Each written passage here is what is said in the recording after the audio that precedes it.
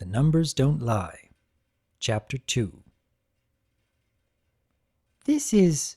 Twilight's mouth hung open as she levitated the silver cylinder of grimacing unicorn faces in the middle of the library. This is absolutely incredible! She looked aside. Where did you find this? It was Sweetie Belle and her charming friends who travailed upon it, I'm afraid, Rarity remarked from where she sat at a reading seat. The windows to the library rattled from a rising commotion in the village outside. I didn't think there was anything significant to it, besides a most charming luster, of course. She chuckled briefly, then sighed.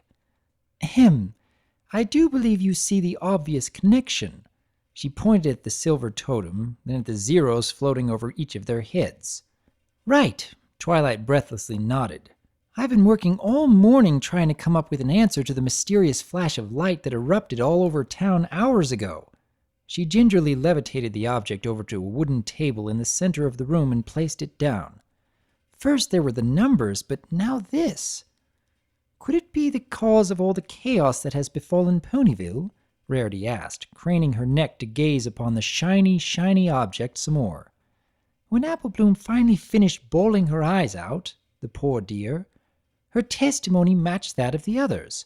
She's always the most honest of the darling little trio, as we could all guess. I'm definitely sensing a connection, Twilight remarked, squinting at the totem as her horn glowed with pulsating resonance.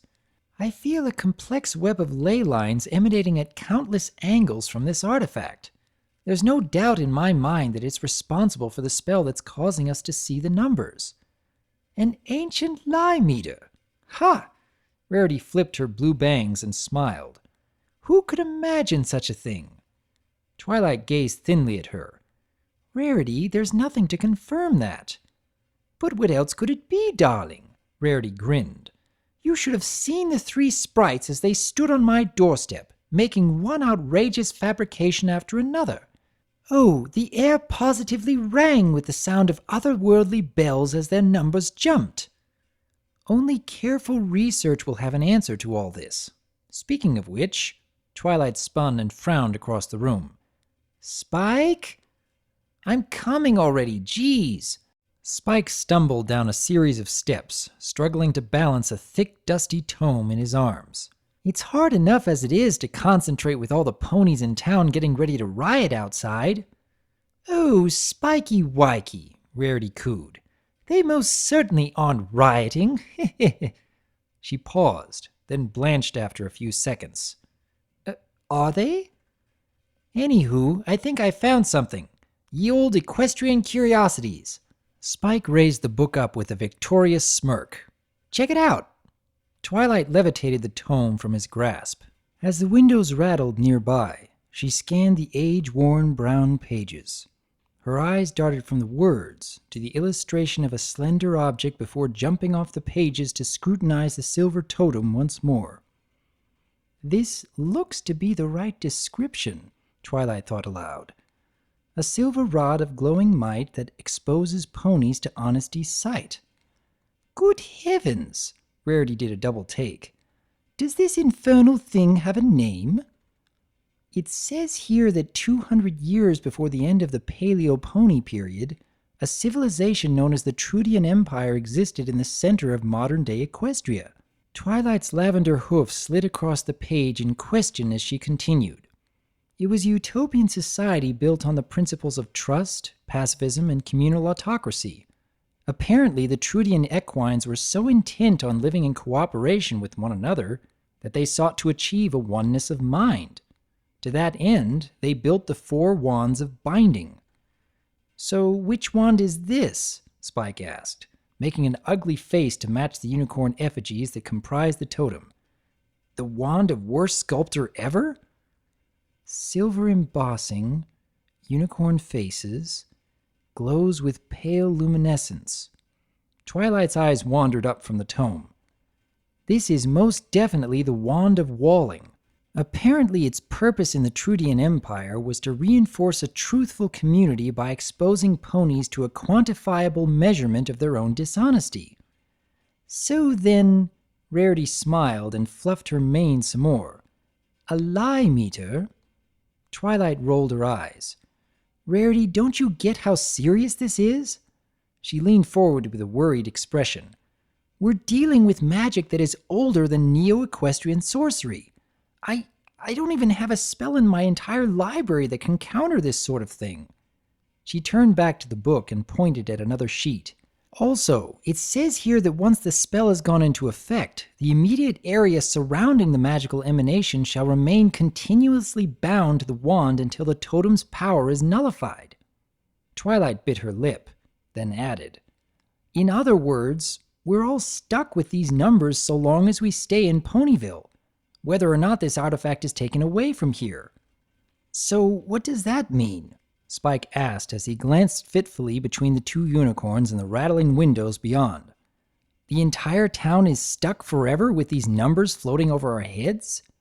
Surely there must be a way to undo this object's... Rarity shivered. Most garish blight. On my own? Unlikely. Twilight gazed out the window, murmuring in thought. But Princess Celestia... She brightened, her fuzzy ears twitching. Of course, she's an alicorn, and alicorn magic is the oldest and most powerful magic there is. Surely she could undo a binding spell brought upon us by a Trudian artifact. So send her a letter then, Rarity insisted. Or send her the totem itself. Twilight's ears drooped. That's just it. This Trudian magic is terribly old and unpredictable. I don't want to teleport it across the landscape and risk destroying it or something worse. Who's to know if the spell would become irreversible once the artifact is broken? We could have it flown to Celestia, Rarity insisted. Miss Hooves is always begging for side jobs these days. Spike cleared his throat.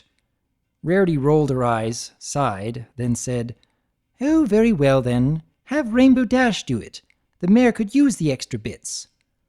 I thank you for such great ideas, Rarity. But this object has already proven to be dangerous and magically volatile. She bit her lip as she gazed at the shimmering totem. I don't want to risk affecting any other pony communities between here and Baltimore. Rarity made a confused face. Baltimore? What has Baltimore had to do with any of this? Twilight gave her a tired smile. Fate would have it that Princess Celestia is far away in Baltimore as we speak. She's paying an impromptu visit to examine the city's most recent damage from a nasty hailstorm. Even if we sent a letter to her and she received it right away, Celestia wouldn't be able to get here in a few days unless there was an emergency. Like this isn't one? Spike stammered. Oh, Spike! Rarity stroked his green scales and patted his shoulder with a wink. You underestimate the integrity of the ponies in this town. Spike gulped, still nervous from the commotion outside. Really? Look no further than your own mentor. Rarity gestured at Twilight. Why, if she's at such a low count, surely even more of our friends are remaining just as dedicated to truth and sincerity.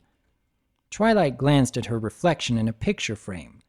Sure enough, a glittering 0 hovered above her head. A humble blush washed across her cheeks as she snuck a glance back at her friend. Well, I've always valued pure honesty when dealing with the world. She fidgeted slightly. It's a virtue that Princess Celestia had taught me at an early age to respect. The way I see it, if you're completely honest with your friends, then you have the chance to solve problems as soon as they show up. Because at least you know that you're capably handling your end of the situation. Besides, it's a nice thing to be honest. Don't you agree? Oh, absolutely. Rarity rolled her eyes and chuckled elegantly. I am always honest with the ponies I love. There was a chiming sound. Twilight blinked. Rarity? Yes, darling? Rarity stared at her, then blinked. She glanced down at Spike. Spike was wincing and pointing at Rarity's skull. The fashionista lifted a compact mirror from the table and looked at the glaring 1 above her head. Her pale features blushed slightly. What I meant, Twilight, was that being honest has always served me in the past. Another chime. Twilight's gaze melted into a thin glare. Uh-huh. Oh, Rarity began to sweat as the mirror trembled in her magic grasp. I mean it. I at least endeavor to be more honest than Sweetie Belle. Chime. 3. She grimaced.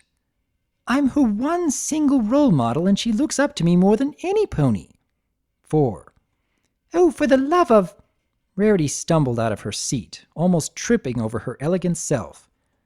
If you'll excuse me, I'm needed at the boutique, seeing as I have several half-finished dresses that need my immediate attention.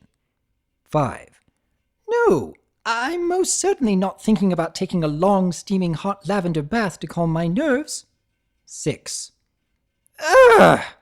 With a regal hiss, she bolted out of the room like a pale comet. The library hung in silence after her exit. Spike blinked, then said, I love it when she gets angry. A pause. He glanced up at the 0 lingering over his head, then pumped his fist. Yes! Ha! Not such a baby dragon anymore, am I right? He turned towards Twilight with a grin. Twilight was gazing at her reflection again. Her bored eyes hung sadly on the shimmering silvery lips above her skull. Twilight? She snapped out of it, glancing his way. Yes, Spike? So, He stirred where he stood. Should I send that letter to the princess now? You know, asking her to help cleanse Ponyville of this curse?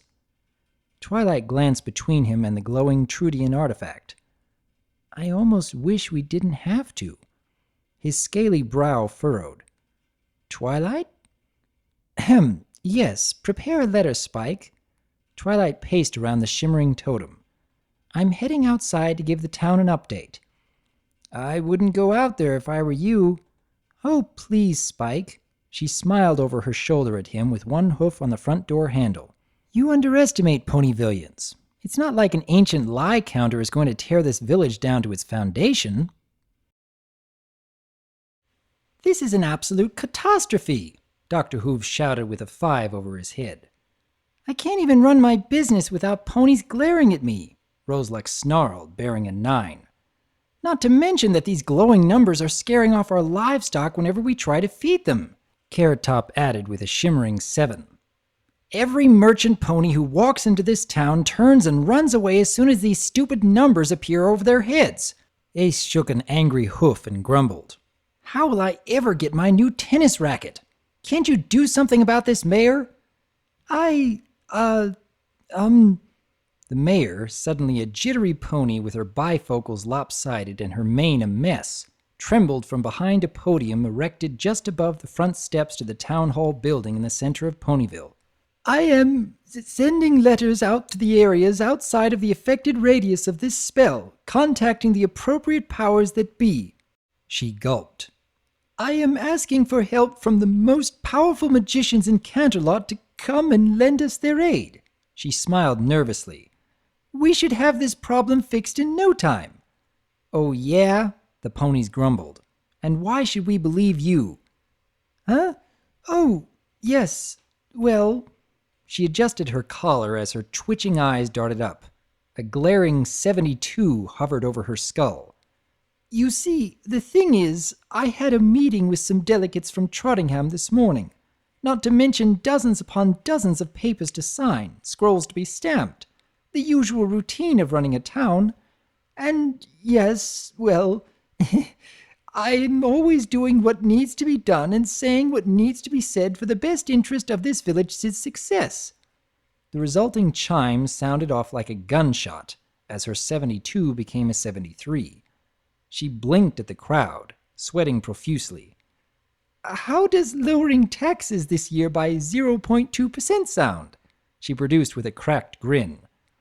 Every pony resumed yelling, spitting, and howling in anger. An entire cluster of them crowded the edge of the town hall, just inches away from knocking the podium over. Across the town square, Big Mac and Caramel trotted side by side, lugging wagons full of apples across the village. Sporting relatively low numbers, they glanced at the riotous scene. Hey, Big Macintosh! Caramel turned and smirked slyly at his huge red cousin. You notice how all the mare's numbers are nearly twice as high as the stallions?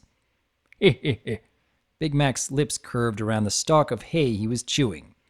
Yup. Ponies, ponies, please, the mayor shouted, waving her forelimbs. There's no need for all this bedlam. I already told you that I've called out for the most powerful magicians in... But don't we already have Equestria's most powerful unicorn of magic right here in Ponyville?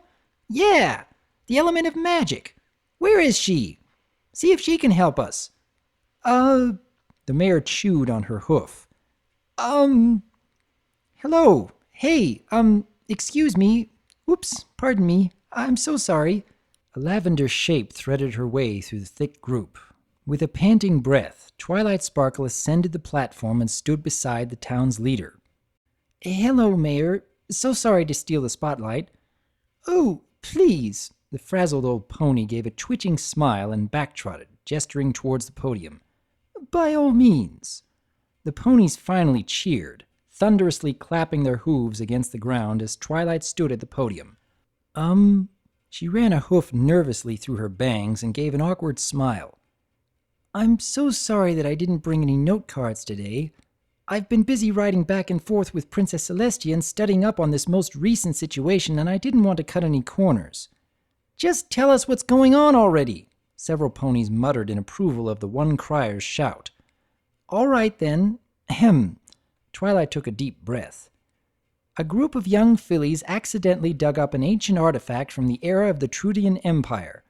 Rather than get into the elaborate history of the totem's ancient origin, let me just confirm that this object is responsible for, well, the numbers that are floating around town.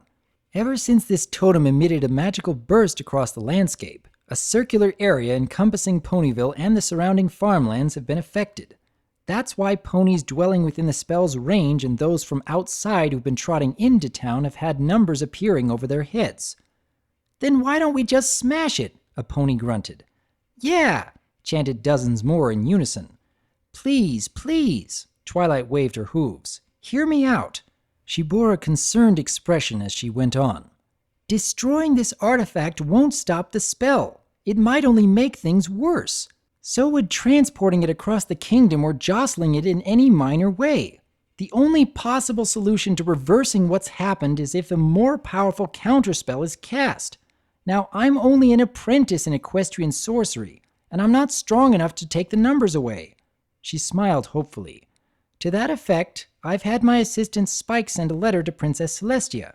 She's since written back to me, expressing her deepest concerns over the situation here in Ponyville. However, she's currently busy in Baltimore, helping the ponies there recover from a terrible storm that has damaged and destroyed many of their homes. So, all things considered, she will likely not show up until 2 days from now at the earliest. Every pony groaned and sighed in dissatisfaction. Several glaring eyes swam across the already sullen scene. Twilight flinched back from the unhappy crowd, her ears drooping. She heard a hissing whisper off to the side and turned to look. The mayor was gazing at her with wide eyes, gesturing towards the crowd. Please, Miss Sparkle, she hoarsely exclaimed. Say something positive. Something that will ease their fears. You can't give them nothing but bad news. Twilight looked at the crowd, at the silver numbers of various quantities hovering over their heads.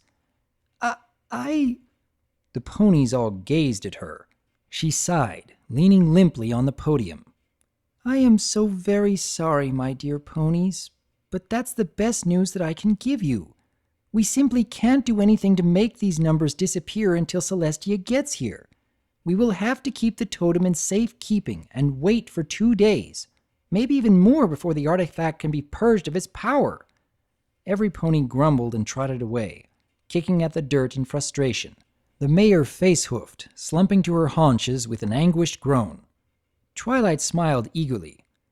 But it's not the end of the world. Considering the nature of this ancient magic, we're lucky that it has not affected us in any truly adverse way. We've dealt with worse situations when Ponyville was visited by both Nightmare Moon and Discord, and yet we've managed to pull through. What this means is that we're far stronger than we give ourselves credit. What's more, we're all in this together. So let's be glad that we can trust each other. To be truthful. Her words dripped off as the grim crowd parted like an oily sea. Every pony refused to look at one another. "What am I going to do?" the mayor whimpered, rocking back and forth as she cradled her head in her hooves. "My career, my entire legacy is crumbling to bits." "Well, Twilight turned and fidgeted. "Just be honest with every pony, Miss Mayor. That's what matters, right?" "Really, Miss Sparkle?" The old pony gave her a dull stare as she got up and trotted towards the front doors of Town Hall. "Do you think a pony with my power would have gotten to where she is now by being perfectly candid?" Twilight opened her mouth to say something. The door to the Town Hall closed coldly behind the mayor, leaving the unicorn alone with her Zero in the abandoned heart of Ponyville. She sighed.